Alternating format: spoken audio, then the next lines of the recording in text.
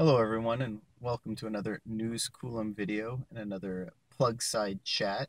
So I think his name is Lauren McDonald over at Clean Technica, but he and I seem to be on the same wavelength as of late. And there's a topic that he actually just released an article on, and it was actually something I wanted to speak to. We're going about things, I think, a little bit differently in how we're approaching them. But he recently published an article, and I'll put the link below about, please stop saying EV sales in the United States are only 1%. And I agree completely. Like I said, he went a different direction with it. He was talking about model segments and if you look at the spaces in which plug-in vehicles compete, they actually represent much higher than 1% of the market share. So there really are no electric pickup trucks, right? So when they comprise whatever it was, 15, 16% of total sales, well, you can kind of lock that off the top because there are no EV competitors in that field. But if you look at compact cars or in the luxury segment with Tesla, they represent far higher than 1% of the sales. So I think that is important to note. Again, he was approaching it from a different direction. So it got me thinking. I sort of looked up what I consider to be the closest competitor to the Bolt EV of all other vehicles, and that's the Focus ST. Now, Ford, they don't really break out the sales numbers of the Focus, so really all you see is their total sales, which if you're looking at the Focus overall, they have a number of different models ranging in price from like 17,000 up to over 40,000 for the Ford Focus. It's hard to tell which ones are selling how much. I believe the Focus RS, the top of the line one, is selling about 3 to 4,000 units a month, which actually isn't that far ahead of what the Bolt EV is selling when it's openly available to the entire domestic market. I still think right now GM's restricting Bolt EV supply, which is why you're seeing those domestic sales numbers so low. But then the other bookend, right, is the Focus ST, which I think is closer to the Bolt EV's direct competitor. And really, I think it's the Bolt EV's most direct competitor. And if you look that up on something like cars.com, though, you look at the inventory, there are about 2,500 Ford Focus STs for sale in the United States. That's a very similar number to the number of Bolt EVs that are available in the United States. So the inventory numbers are actually very similar on those two models.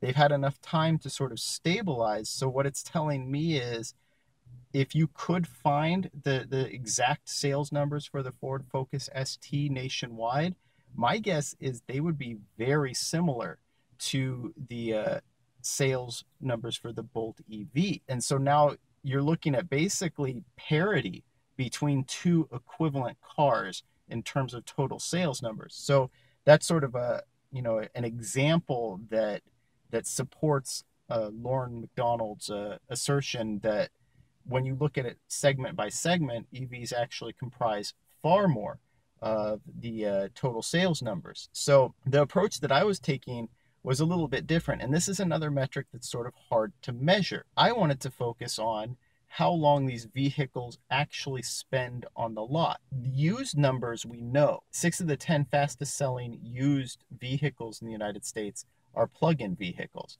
That tells you that the demand is very, very high. Again, that number is a little bit harder to pin for things like new electric vehicles, but there are some indicators that the demand for new electric vehicles is also higher than the supply. I believe it was another Clean Technica article. I can't remember who wrote it, but they were discussing how disappointed they were because they couldn't actually get a test drive on a Bolt EV because every time they showed up to a dealership, they either didn't have any on the lot or the Bolt EVs that they had on the lot had already been sold. Now, I believe this was occurring in Florida, but the point is, when you look at a car like the Bolt EV, it's literally selling faster than the dealers can get it in. People were complaining early on, saying 2017, oh my goodness, there are dealerships in California that have hundreds of Bolt EVs just languishing on the lots.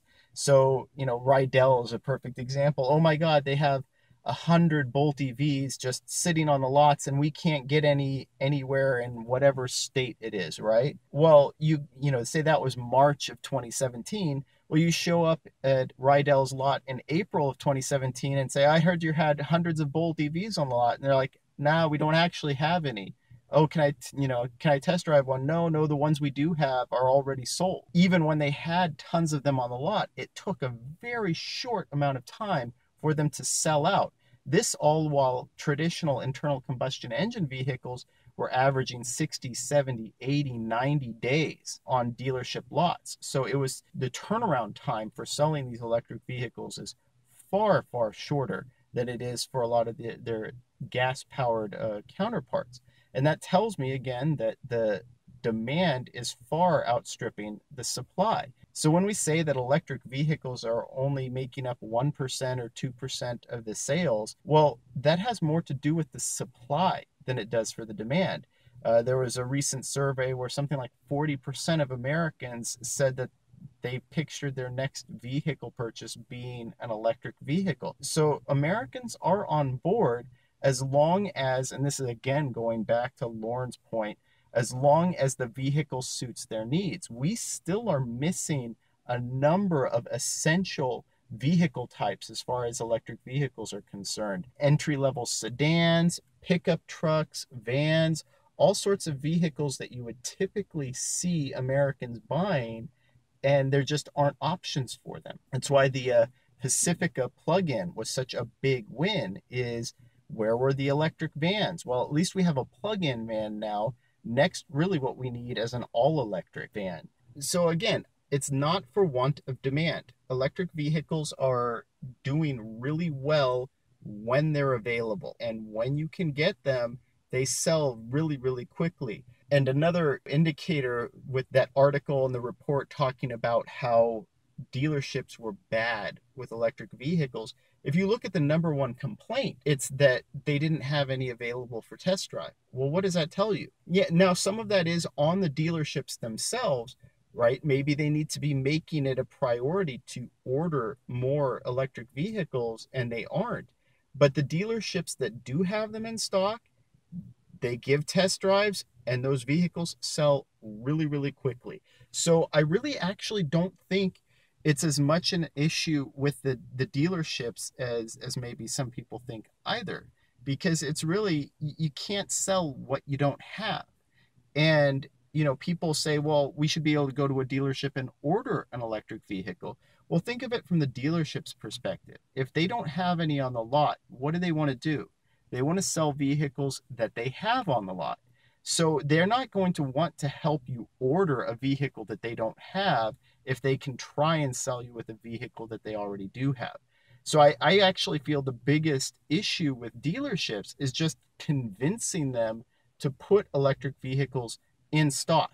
Now, this could be as simple as saying, hey, from a corporate level, dealerships, 10, 15% of your orders need to be electric vehicles. You need to maintain at least 10% of your dealership stock in electric or plug-in vehicles. At that point, they're sort of forced to order them, forced to have them on the lot. The thing that they might want to consider with that is a lot of times dealerships take loans out. They take loans out so that they can order new vehicles and bring them in on the lot, and they pay interest on that. If you're paying interest on a loan, you want that vehicle to sit on the lot as short a period of time as possible. That's why this is a really compelling case to make to dealerships is, hey, we have these vehicles that have an average lifetime on your lot of 30 days. Do you want to go take out a loan on a vehicle that has an average time on your lot of 70 days, 80 days, 90 days? No, you want to get these electric vehicles on your lot so you can sell them quickly and turn around, you make a profit faster, and it takes up less space on your lot. So I think there's some work that needs to be done from the dealership model, and some of that can happen at a corporate level. Some of that can just happen from the level of individuals saying, hey, we need you to start ordering these vehicles and keeping them on the lot. because the demand is there. I'd love to hear what you guys think about this. If you enjoyed this video, please like and subscribe. It really helps out the channel, and thank you for watching.